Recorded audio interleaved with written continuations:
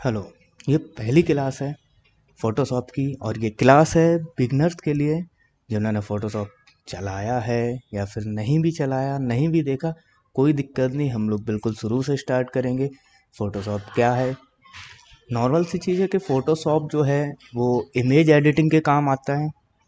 Image का मतलब होता है ग्राफिक्स वाली चीज़ है। तो यहाँ पर जो भी काम होता है वो फ़ोटोज़ पर, ग्राफिक्स पर ही होता है। अब बात करते हैं कि फ़ोटोशॉप का सबसे पहले हमें क्या देखना होता है। तो हम सबसे पहले फ़ोटोशॉप का इंटरफेस को समझेंगे। इंटरफेस मतलब स्क्रीन पर हमें कौन सी चीज़ें कहाँ दी गई हैं। तो ये जो मैं वर्जन यूज़ कर रहा हूँ, ये फ़ोटोशॉप का अपडेट वर्जन है, 2023 वर्जन है।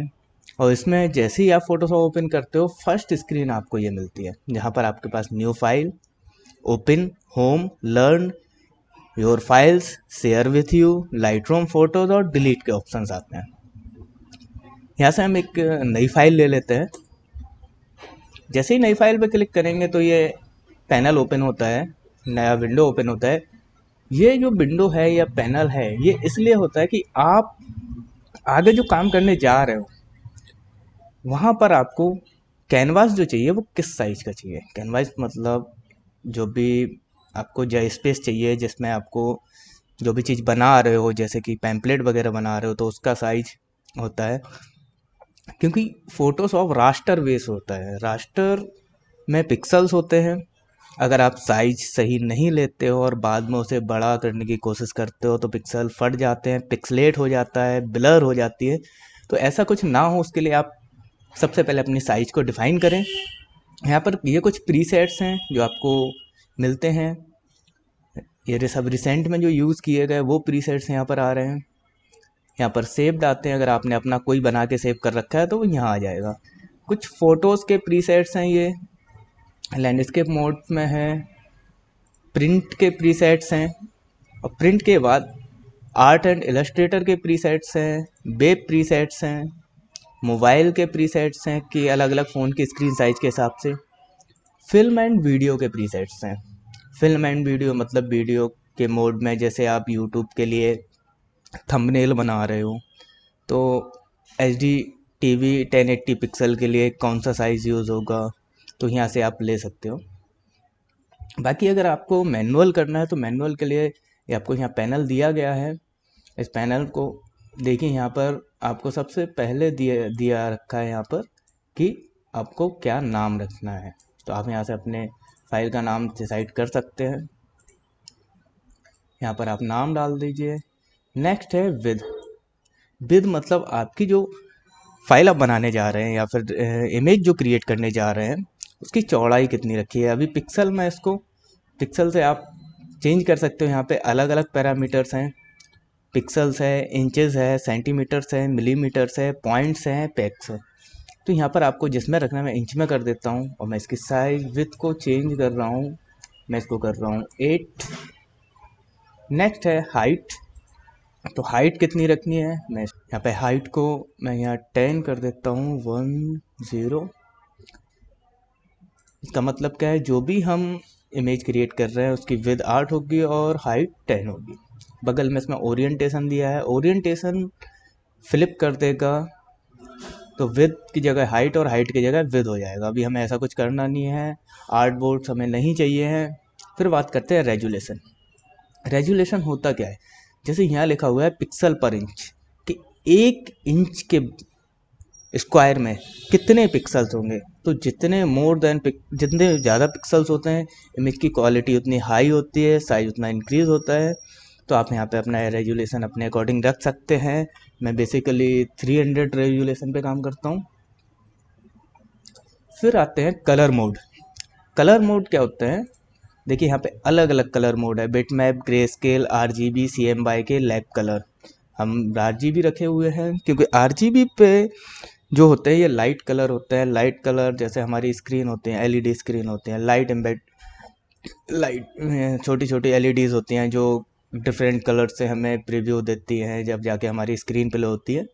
तो RGB का फुल फॉर्म होता है रेड, ग्रीन, ब्लू। दूसरा है CMYK। CMYK ये प्रिंटिंग कलर के लिए हैं, कह सकते हैं। जैसे प्रिंटर में बेसिकली नॉर्मल प्रिंटर्स में 4 ही कलर होते हैं, सियान, मैजेंटा, येलो एंड ब्लैक। उसको यहाँ ब्लैक को के से इंडिकेट किया गया है।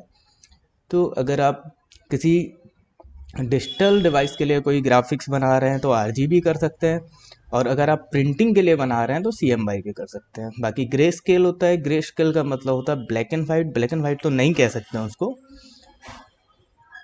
जिसमें ब्लैक भी हो सकता है, ग्रे भी हो सकता है, वाइट भी हो सकता है, कि ब्लैक टू वाइट की एक रेंज क्रिएट हो जाती है, तो वो सारे कलर्स से इमेज क्रिएट होती है। बाकी नेक्स्ट है 8 बिट। तो 8 बिट जितनी भी हमारी डिजिटल डिवाइस होती हैं वो सारी 8 बिट पे काम करती है। मोबाइल, टीवी, टैबलेट, लैपटॉप जो भी होता है वो 8 बिट पे ही काम करता है। फिर है बैकग्राउंड कंटेंट्स। बैकग्राउंड जो भी हम ब्लैंक फाइल ले रहे हैं, देखिए अभी हम एक न्यू फाइल ले रहे हैं, ब्लैंक डॉक्यूमेंट ले रहे हैं, तो उसका बैकग्राउंड क्या रखना है, वाइट रखना है, ब्लैक रखना है, बैकग्राउंड में कोई कलर आपको देना है तो आप दे सकते हो, ट्रांसपेरेंट रखना है तो ट्रांसपेरेंट रख सकते हो। बाकी कस्टम है, कस्टम में जाके आप जैसा रखना चाहते हैं रख सकते हैं। फिर यहाँ पे कुछ एडवांस ऑप्शंस दिए गए हैं जिसमें कलर प्रोफाइल, तो हम इसको नहीं अभी टच करते हैं, आगे की क्लासेस में हम देखेंगे। बाकी यहाँ पे हम क्रिएट कर देते हैं। जैसे ही क्रिएट करते हैं हमारे ये ओपन हो गया। अब यहाँ पर देखिए कई सारी चीज़ें हैं, ऊपर मेन्यू बार है, साइड में टूल बार है जिसको हम कहीं भी यहाँ वहाँ मूव कर सकते हैं। यहाँ भी अलग अलग पैनल्स दिए हुए हैं, नेविगेटर है, लेयर्स है, एडजस्टमेंट है। तो ये देखिए ये मैंने सब मूव कर दिया। अगर बाई चांस आपसे भी ऐसा कुछ होता है, चीज़ें यहाँ वहाँ हो जाती हैं या फिर हट जाती हैं, तो पैनल को हम लोग कैसे ठीक करेंगे, उसके लिए जैसे मैं ये ऐसे सारी चीज़ हटा देता हूँ। अब हमें वापस से ये चीज़ें चाहिए तो हम विंडोज़ में जाके वर्क स्पेस में जाके उसको रीसेट कर देंगे, तो सारी चीज़ हमारी वापस आ जाती है। यहाँ पर ये टूल बार दिया हुआ है साइड में। टूल बार ये यहाँ पे हमें टूल बार दे रखा है, यहाँ पे सारे टूल्स हैं फोटोशॉप के। यहाँ ये हिस्ट्री, हिस्टोग्राम एंड नेविगेटर है, ये एडजस्टमेंट के लिए हैं, सारे इफ़ेक्ट्स एडजस्टमेंट कर सकते हैं। यहाँ पे लेयर पैनल आपके पास है। ऊपर ये जो लाइन देख रहे हैं आप सेकंड वाली, इसमें क्या होता है, ये प्रॉपर्टी वार होता है। प्रॉपर्टी वार किस चीज़ का, जो भी टूल आपका एक्टिव है उसकी प्रॉपर्टी यहाँ आ जाती है। बाकी ऊपर आपको यहाँ पे मेन्यू बार दे रखे हैं।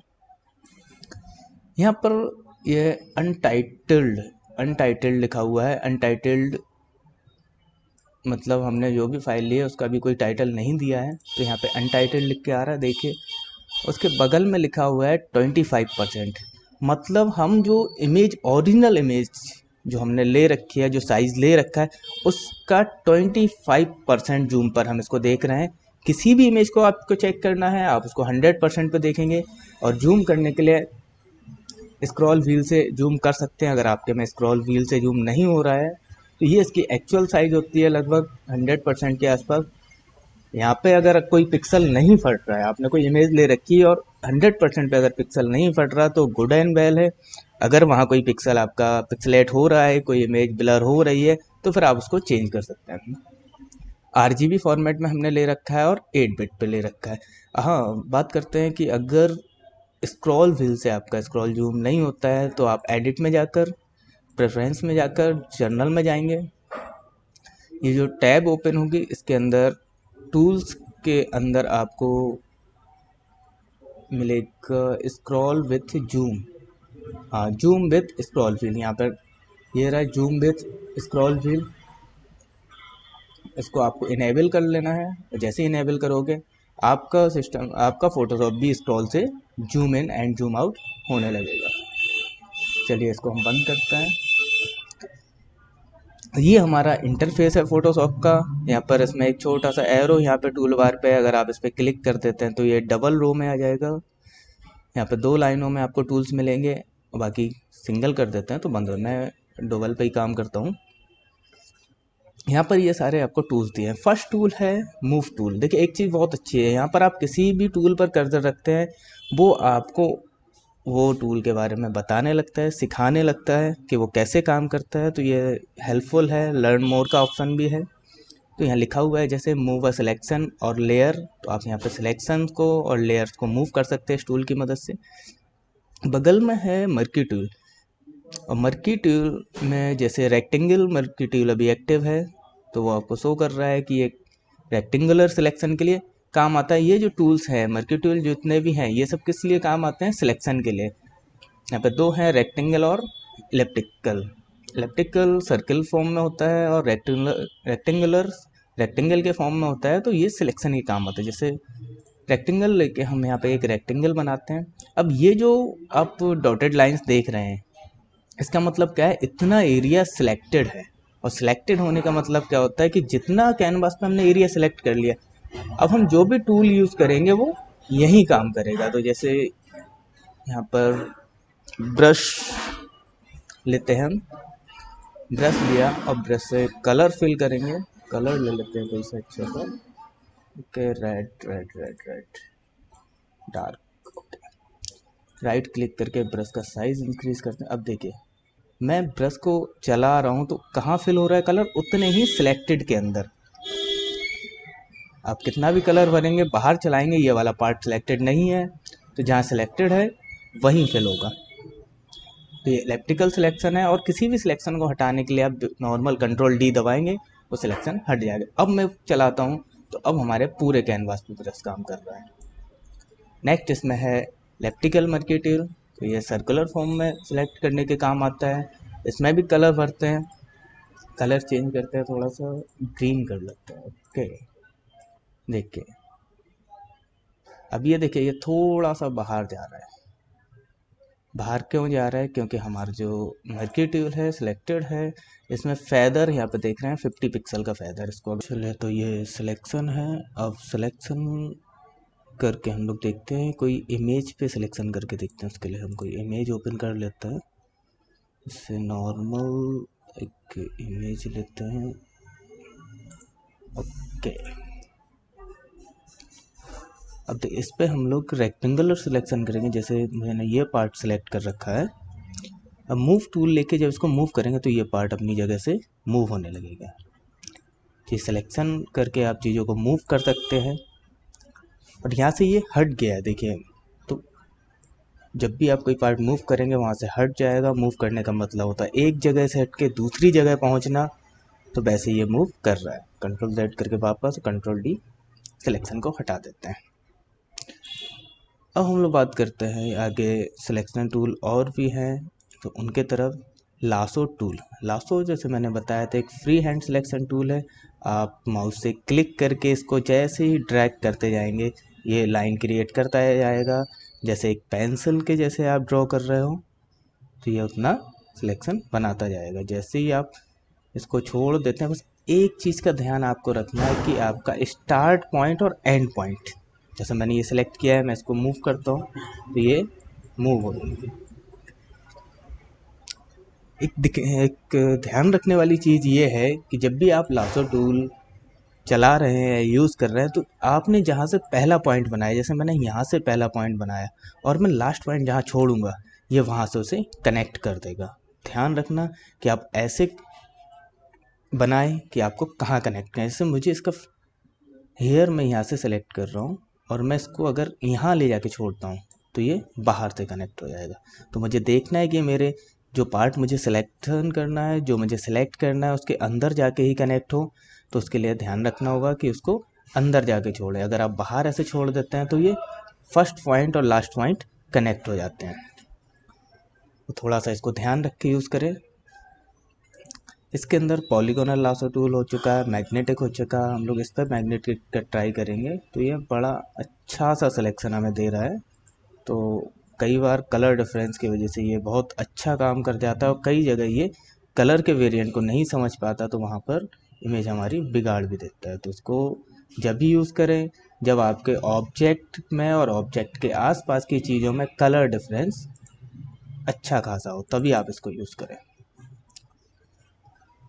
चलिए कंट्रोल D करते हैं। फिर यहाँ पर हमें कुछ सिलेक्शन टूल और हैं, जैसे कि इसमें है ऑब्जेक्ट सिलेक्शन टूल, ये आपको अपडेट वर्जन में ही मिलेंगे। Quick selection tool, magic band tool.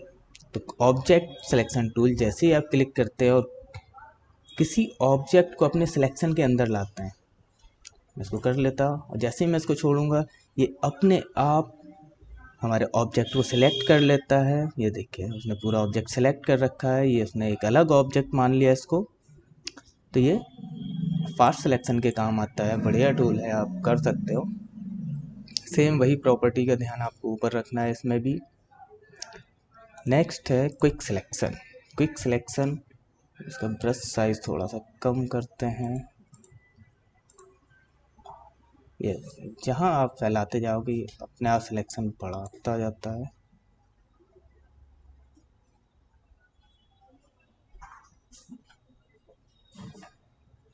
हाँ, तो ये क्या करता है कि सिलेक्शन को बढ़ाता जाता है और को पार्ट को सिलेक्ट कर देता है। ये अपडेट वर्जन में काफ़ी अच्छे टूल्स हैं। पहले जो फ़ोटोशॉप ओल्डर वर्जन होते थे उनमें ये सब नहीं आते थे, लेकिन अब हमें ये अच्छे एडवांस टूल मिलने लगे तो हमारा सिलेक्शन करना काफ़ी आसान हो गया।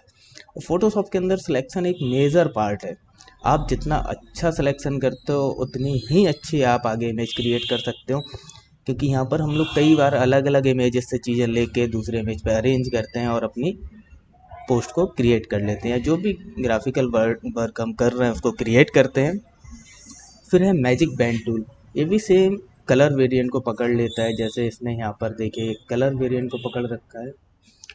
यहाँ पर कलर लाइट है और यहाँ डार्क है, तो बीच में उसे जहाँ डिफरेंट नज़र आया वहाँ से उसने सेम सिमिलर कलर को सिलेक्ट कर लिया है। उसको बढ़ा भी सकते हो। अब ये देखिए ऐड होता जा रहा है। क्यों ऐड हो रहा है? क्योंकि हमारा सेलेक्ट जो टूल है उस प्रॉपर्टी के अकॉर्डिंग ऐड टू सिलेक्शन पर है, तो ये ऐड होता जा रहा है। अगर इसको हम सब्ट्रैक्ट कर देंगे तो ये पार्ट उतना हटाता जाएगा। तो इनका आपको ध्यान रखना है, इनको ध्यान से चलाना है। तो ये थे आपके सिलेक्शन टूल। आगे की क्लास के लिए आप चैनल को सब्सक्राइब कर रहे हैं, लाइक करते हैं, शेयर करते हैं। Thank you.